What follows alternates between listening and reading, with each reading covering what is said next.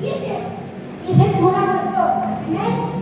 Sabi niya natin, kapag siya ang nagsasalita, makikinig tayo. Dahil minsan lang yan magsalita. Talagang hindi yan palagi makawak ng microphone. Talagang siya ay talagang minsan lang magsalita, pero yun nga, nakaliwa. Kumbaga sa ano, napakahalagang pakinggan natin ang kanyang tinig. Amen? Ilang tao siya yung ginagamit para sa atin. Kaya, sabi nga natin, respeto na lang natin sa ating punong lingkod, na sabi ka natin, tuloy tayong makinig. Okay, palakpakan po natin ang palakas sa ating bahay na Panginoon.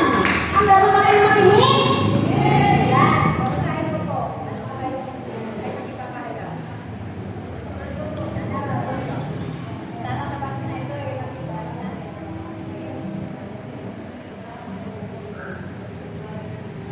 Pentecostes ng mga alagad at inang Maria. Pentecost kami ang pinag-uusapan dito. Tungkol dyan, no? Manaya na natin pag-usapan ng ating mga pinag-uusapan. Amen?